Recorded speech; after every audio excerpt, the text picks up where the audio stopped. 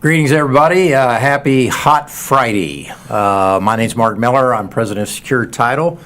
And my co-host, Sandy Hibbard, is unfortunately not with me today. She had a death in her family in Oklahoma. So, Sandy, we wish you all the best. Thinking about you, kiddo. Love you. And we'll do our best to carry on for you. So, anyhow, we got a great show I'm really excited about. I have with me Michelle Beatty, who is my vice president and marketing director and sales, and also on my leadership team with us today. And then Melissa Hailey, who we'll introduce here shortly. And we're going to jump into some really good stuff, covering what will be, I almost would call it D-Day tomorrow. It's coming. Might be Go Day, but August 17th when all the new rules kick in. So we're going to be touching on that. We're going to be talking about some other things with Melissa as well. So with that, we'll just chat a little bit about what's going on in the marketplace. And Melissa and I were talking about that earlier. And we have had good months for May, June, and July, which I've been very pleased with. We're seeing, for the first time, I'm starting to see some orders in refinance activity, both commercial and residential. So that's kind of surprising, I would say. Order count has been pretty good. August is always that variable because we're going into school, starting again. And then my watch eye that I continue to watch is on the default side, and we'll visit a little bit about that. But I'm seeing default postings are continuing to rise, and we had a kind of an in-depth discussion before we went on air about hazard insurance being one of those. Hazard insurance is becoming hazardous to all of us. So anyhow, all that being said, Michelle, would you do me the honor and introduce Melissa to the show today? Of course. So Melissa is a full-time broker with North Texas Top Realtors and a certified coach with Workman Success Systems and CEO and real estate instructor for Agent Advantage Coaching and Training. Melissa just taught a class for us over all the new forms, so it was very good and very informative. Melissa serves on the board of directors for the Collin County area Realtors, where she was the president in 2018. Born in Arlington, so Texas native, has lived in DFW her entire life, making the move to Plano in 2002. There's always something happening around the Hailey household, as Melissa and her husband, Stanley, have 4 adult children and 7 grandchildren. Wow. I do. And to add 2 fur babies. That didn't keep Melissa busy enough, so she volunteered at Emily's Place and serves on the school board for New Hope Christian Academy.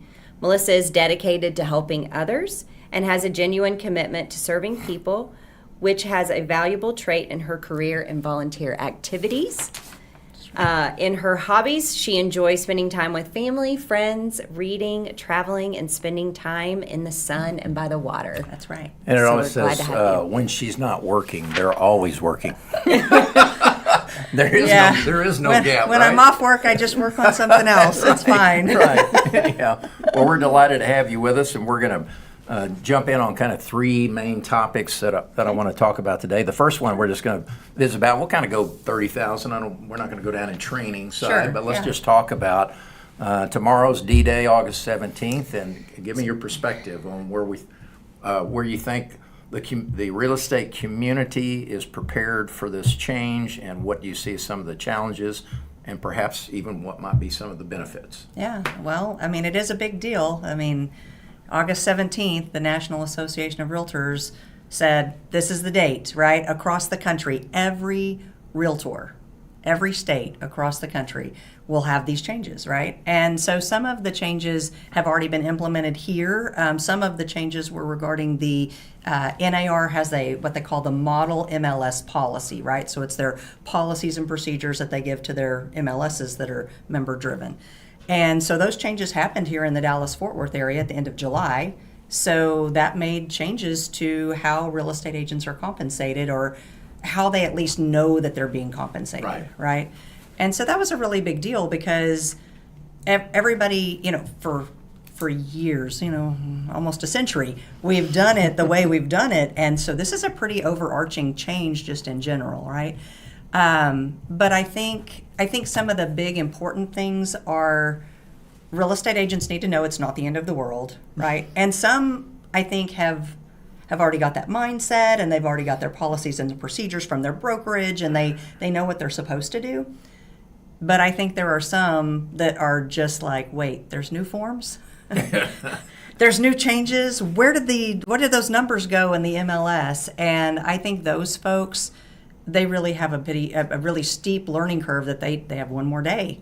And within the next 24 hours, right, we're going to have additional rules. So the new rule that's tomorrow, that's like, okay, have to do it tomorrow, August 17th, is before a buyer can enter into a property with a real estate professional, they must be represented by either that buyers, well, they have to be represented. So that agent has to either represent them as a buyer or they have to be on the listing side. And really, that's not a change. Right. Real estate, like the law of agency didn't change. Real estate agents were always supposed to represent either the buyer or the seller when they were in the house with the consumer. What was happening was there was a lot of people that weren't getting that buyer representation agreement signed. So now it's a requirement. You cannot open the door without a signed rep agreement. And is that agreement a promulgated form from TAR, or is it a proprietary by brokerage? Sure. So there's no right or wrong answer there, right? Okay. So it's not a promulgated contract because that would come from the Texas Real Estate Commission, Okay. right? And Texas Real Estate Commission does not get into contracts between brokers and the consumer. Okay. Generally speaking, all of the promulgated contract forms from TREC are between a buyer and a seller. So we've got the 1-to-4 family contract and things like that, right? Right. But that's between a buyer and a seller. So Texas Realtors, being a member-driven organization, said, well, our members need a form. They've created a short form. We already had a long form, buyer representation. They created a short form, which is great. It's handy because it's easier to use in that instance where you're in the field and that person's like, I just want to see the house. I don't really want a big contract. I just want to see the house. But there's no rule that you have to use that form.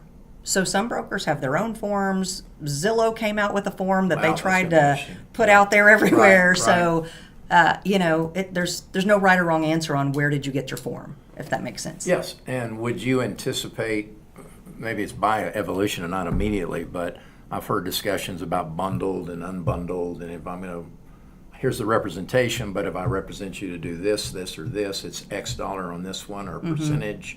You see that happening immediately, or where do you think, where do you see the number side start to come into play? Well, I really kind of almost feel like the cost of home ownership and purchasing may potentially go up. I think the intention that the consumer thought was going to happen is it might go down, but boy, there's an awful lot of more, there's extra work to be done. So I'm not sure that they're going to get their wish, but we'll see.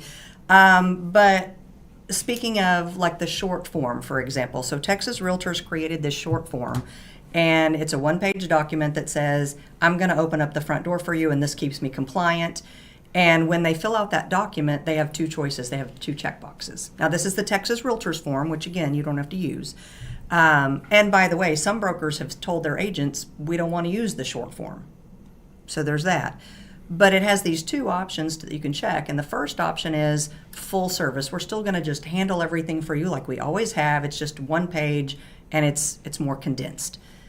But the other option, option 2, is I'm just going to open the door and I'm just going to provide access. That's actually the wording that's in the contract. I will provide access to properties. Okay.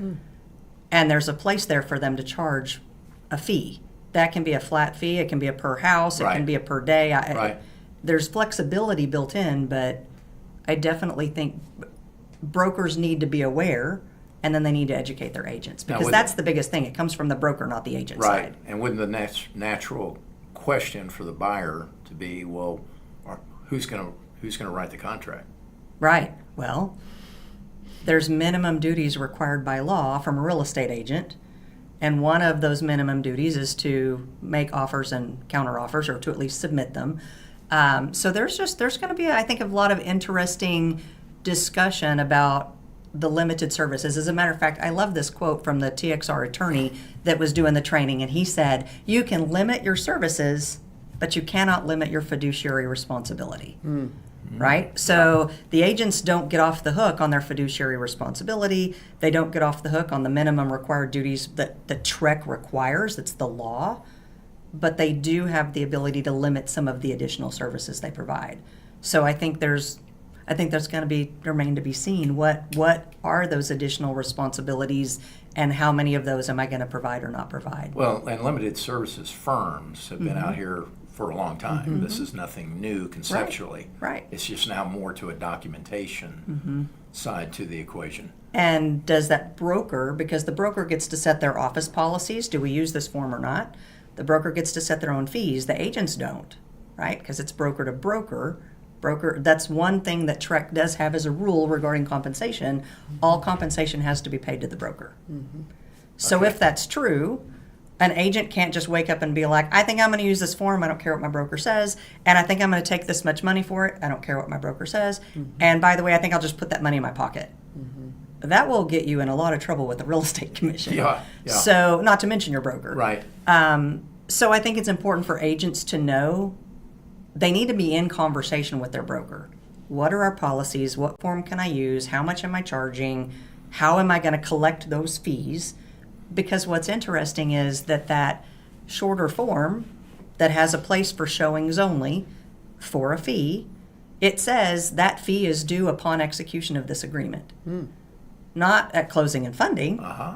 So if you wanted to go see a house and you didn't want to do anything but see a house, and I was going to charge you a fee for that, I would say, okay, I need you to go ahead and pay that fee right now, and then we'll hop in the car and go open the front door. Now, how's a broker going to collect that fee? Right. Right? So brokers that are going to use it have to have processes in place to make that happen. Is there a There's penalty? a lot there. Yeah, Sure. just in that one thing, there's Yeah. a lot to digest. Is there a penalty for not using the form? I mean, if no. No, there's no requirement that you use that form or even that you use a Texas Realtors form. Because brokers can create their own forms. They can have attorneys write whatever they like. It's a private agreement between the brokerage and the consumer. But you're going to have something signed Got to have something before signed. you go and show that first house. That is the Okay. NAR policy. Now, and here's the thing, and I will say this because the question I keep getting, and some days, but the question I keep getting is, well, who's going to make me? Right? That's what I meant. Is like, is there a penalty for Yeah. not using? Who's going to make me do Who's this? going to know? As they used Who's to going to say, know? right? How are they going to know? Sure. Right? Right. All right. So here's the thing, and here's my response to people that ask, is if your broker has a policy, and maybe just forget that it's even about this. Maybe your broker has a policy about dress code, and you don't follow the dress code. Your broker can say, you know what, I love you, and I think you're going to be a great agent somewhere else because you don't follow our policies, right? So if the broker has a policy regarding these forms, and they choose not to follow those, the broker has the right to go, you are going to be a great agent for some other broker, right? And that's an option. So your broker, to a point, will enforce. But I also think at some point it will begin a self-enforcement and from the agents, because the lack of having a document showing that you're going to get paid is a big risk today. A month ago, 2 months ago, 6 months ago, 2 years ago, whatever, those commissions, those compensations for those agents were in the MLS, and it was broadcast to everybody. And you knew whether your buyer signed anything or not, you were getting paid that much money. Right. That is gone. So what risk do I want to take as an agent to open up the front door and show them the house and not have the form? And then what if the seller says, I'm not paying? And what if the other broker says, I'm not paying either? And then you go to your buyer and you go, hey, I think I want you to pay me. And they're going to be like, who's going to make me? That's what's going to happen. Yeah. Is a buyer is going to say, I don't think so. I don't have a contract that says I have to pay you. In an ideal world, you've got a buyer, you've got your agreement signed, and now you see a property that said, I think I really like that property. Now you're going to go show it. When is the conversation going to take place with the listing agent on the commission side of the equation? I think a lot of agents are asking up front before they ever go show it. Now, is there a requirement that you have it up front? Right. No. But I think it's smart. If I was a listing agent, it's smart for me to tell you, you know what, I'm gonna share my compensation. This is what it is. Or maybe it's not broker to broker. Maybe it's seller's going to offer. Be a good idea for me to opt to tell you, hey, buyer's agent, I think we're going to offer this. My seller's agreed up front. This is the offer of compensation. Because when your buyer is in the house, that buyer, it's an emotional purchase, right? And so that buyer is in the house and they're looking around and they're like, wow, this place looks great. Can we afford it? And this is part of the can they afford it conversation. Right. And so smart Qualifying, smart listing agents forever have had things in the house like copies of the survey so that the buyer didn't have questions. When was the air conditioner replaced? So that the buyer didn't have questions, right? What schools do you attend if you live here? If you put that information in there, when the buyer is falling in love and they're looking around and that's the time to strike, to get them under contract. If they don't have any questions, they can make an informed decision. But boy, if the listing agent's like, I don't know, I'll call you later, or doesn't call back, Right. the buyer's agent is like, well, let's just plan for you to pay for the whole amount. And now the buyer might be like, let's keep looking. Well, now that listing agent did not help their seller by getting them to the closing table. It's going to create a lot more required communication between the listing agent and the buyer's agent. 1,000%. Yeah. Yeah, and that's been And that's my always big kind of a point of complaint, I'll call it that, as we hear realtors don't communicate. from the title side, like, I can't get hold of, I'm not returning my call, I mean, you really are going to have to step up in the communication piece of it. That has been one of my biggest things for probably the last 6 months, has been as we're approaching some things that are coming, y'all, communication is key. And I've ramped it up even more lately. They have got to be in a place where they can have good conversations with each other and respond. Right. And respond timely. Yeah.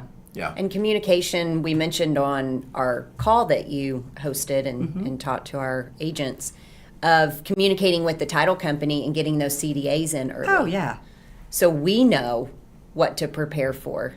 Yeah. And even on the front end, like you were talking for the listing, doing net sheets and then the buyer's estimates. I mean, on both sides, it's crucial to know ahead of time. Absolutely. And that's part of the conversation. Like you said, it's not just communication agent to agent, right? That's important because I need to be able to give my buyer good information so they can make that best informed decision at that point that they're in the house and they fell in love.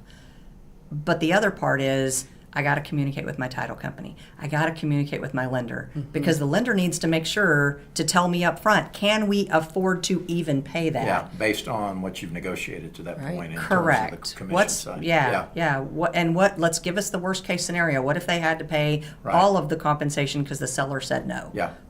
Is the buyer qualified? And are they comfortable? And do they have the reserves? And all of the things that go into that. So that's with the lender. But then with the title company, boy, as soon as I get under contract, I probably need to send an email that says, hey, title company, I'm super excited to work with you. Here's my contract. And by the way, here's when I think we're being paid and how much and by whom. And I think all of that needs to be way up front. It Agreed. can't wait until 3 days before closing. Yeah. Or sometimes when we're asking for it 1 hour The day before of. closing. Well, right, The day because of. you know you don't get CDAs on time. No, not at all. But if I sent a CDA, even if it was 3 days before closing, and then that was when the title company and the lender realized that the buyer was responsible for some fees that they weren't prepared for, what if that kills the deal 3 days before closing? That's going to be a real problem because the buyer's going to be mad, the seller's going to be mad, everybody, all the agents are, it's just going to be a mess. Yeah. Well, it's going to be interesting for the next few months. Let's just say that. Yeah, I think the next So- few months is good. All right, so I don't want to get timeline. I don't want to get too far along just in that topic because I'm very interested in talking about other things with you. One of which is I was really intrigued by, and you tell me what order you'd like to go in, your property management company, as well as your coaching, because I'm also a big proponent of the coaching side. Sure. So which one of those is your greater passion? Well, I've been doing coaching longer, so let's maybe start there. Okay. But so with coaching, so I started being coached by this company, and over a period of years, really got into the systems, and I loved all the stuff, and then I became a coach for them. So the company is called Workman Success Systems. They're based out of Utah, out of Salt Lake City, and why I like that coaching company opposed to, because there's lots of great coaching companies, right? Like there's Buffini and Tom Ferry and all of these places, right? But I feel like lots of coaching for real estate agents is on the sales side. And it's like, how can you be more productive? How can you increase your sales? And that's good and that's important, and Workman has that. But what I really love about Workman Success Systems is that they have other things that are not sales related, but build a business related. Okay. Right? So thinking like a business owner. So they're like, hey, we're going to track all of your, calls that you're making, and we're going to categorize them appropriately, which some of the other ones have. But then we're going to determine maybe your lead sources, and we're going to look at your financials and how much money are you spending on those leads and which ones are productive, and then we're going to talk about policies and procedures. And there's so much more to building a business than just being a good sales agent.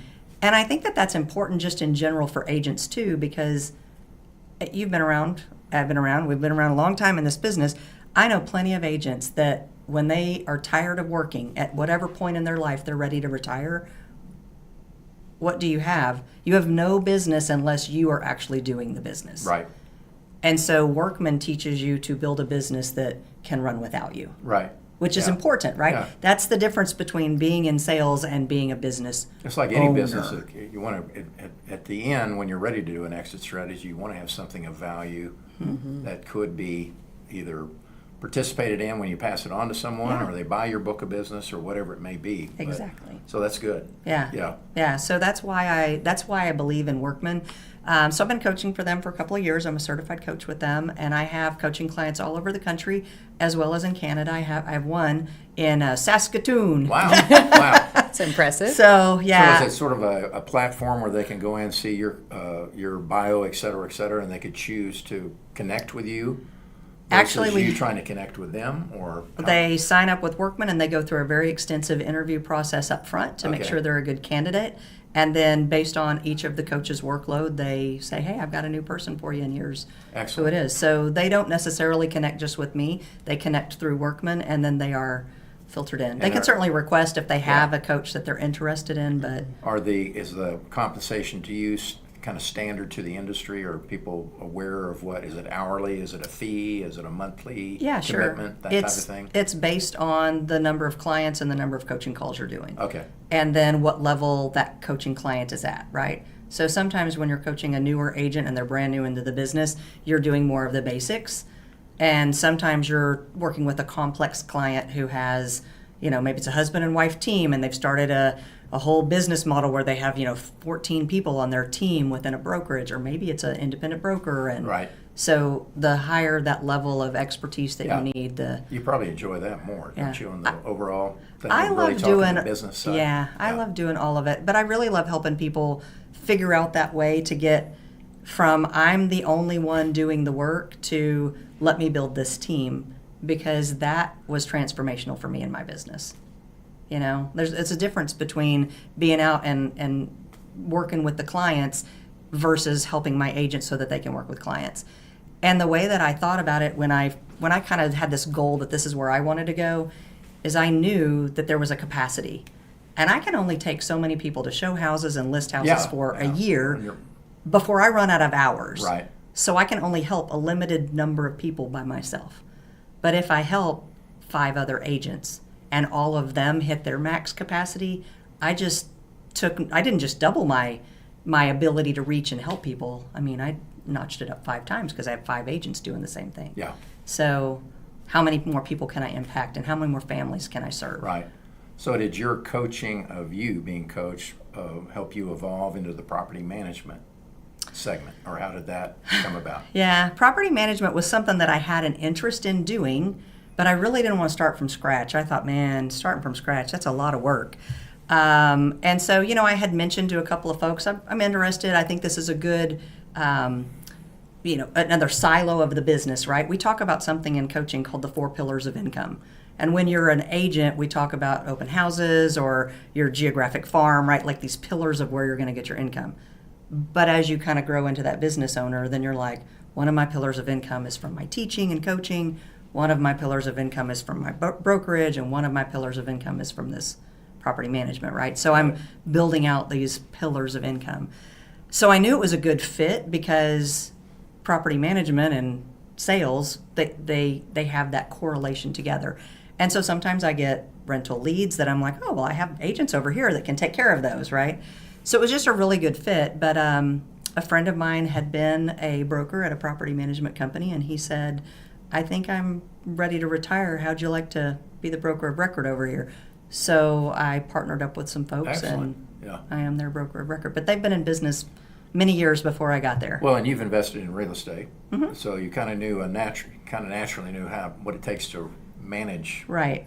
a property. Yeah, because I'm self-managing Right, over right, here doing right, this, yeah. and then now I'm like, now I've got this property management opportunity. Yeah. So yeah. But to the same point too, though. But once you decide to go in, it kind of takes a commitment. You need to make sure yeah. you understand you're running another business. It is another business. It's not a and side. It's not a side deal. Not a Yeah. side hustle. Yeah. No. But so that's why the systems and the tools that I have at Workman put me in a position where I can step away enough time over here to be able There to you go. focus over here. Excellent. So yeah, I have good people in place, and if I didn't have, I should probably give a shout out to Gabby. If I didn't have a Gabby in my life, whew, I wouldn't be doing any of this stuff. So, but I have a Gabby, and I have a Julie, and I have a Brandy, and all of them work together to keep all of my stuff rolling. So, Excellent. yeah, Excellent. Yeah.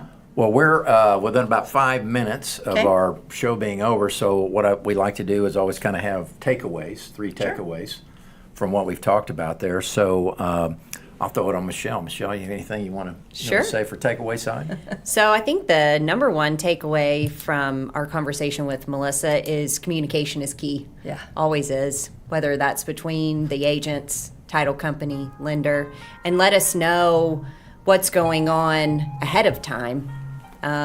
Keep us informed of what you've agreed to, because we don't know unless you tell us. And choosing a title company that's also reviewing the new forms, and we're informed about what's going on. So all of our closers were on your call, Yeah. and so they understand what's going on as well. And then secondly, for all the busy agents that are trying to multitask, I think going to Melissa for coaching and putting their business in line and figuring out how they can make it work better for them would be wise. Yeah. Awesome. Thanks. Excellent. Melissa, I'll let you go. Oh man. All right. So top 3 takeaways, right? So top 3. Number 1, if you're an agent, get with your broker. That's my number 1 takeaway. Get with your broker and make sure you understand the forms that they want you to use and what your policies are and the fees that you're going to be charging and what they're expecting of you and what those what your business needs to look like in the new world. The other thing I think that I would say, if you're a broker, get plugged in with some other brokers and just have some good conversations about, why would I do this or why wouldn't I do this? I think that we can just bounce some ideas off each other without obviously making our plans the same, but just being mindful and thoughtful and participating together in that. I think that goes back to that communication discussion, right? Is communicate with your broker, communicate with your peers when you're that broker. But I also think that communication between the agents, like we were saying, that if you're an agent in the marketplace today and you know these changes are coming tomorrow, communicate with each other about that listing or that buyer and what's going on. And if we don't up our communication, I think that's really going to be to the detriment of the consumer. So it's our responsibility to communicate better to help our consumer. I mean, that could almost delay transactional opportunities. Absolutely. Just that alone. Yeah. Right? Yep. Yeah. Cool. Well, some of this stuff I always harp on, but education is probably more paramount right now for what's about to happen True statement. than probably at any point in time in the real estate industry, and that's certainly in the last few decades, I'd say, to that side. If you want to continue to try to grow your career, because we have this, I'm always amazed at the amount of people still entering the business. Yeah. I think you need a coach because it's not just your sphere of influences. Yeah. You need to have a coach to take you through that eventually can teach you how to run your business to that side. And then I preach this, but I believe it wholeheartedly. I think that you ought to consider boutique firms. We're a boutique company. Melissa has a boutique company. I just think the attention to detail, the relationships, depth that you can establish are very, very important, and it's not always the big brand name that delivers the best service. Yeah. And so I think boutique is a very important side of that. So anyhow, all that being said, it's been great. Thank you so much for joining us Absolutely. today. Yeah, thanks for having And me. everybody have a safe weekend out there and hydrate, as I always preach. And we'll see you next month. By the way, this was our 54th episode. Woohoo! So Sandy, miss you. I look forward to seeing you next next month, and everybody be safe out there. Thank you so much. Ciao.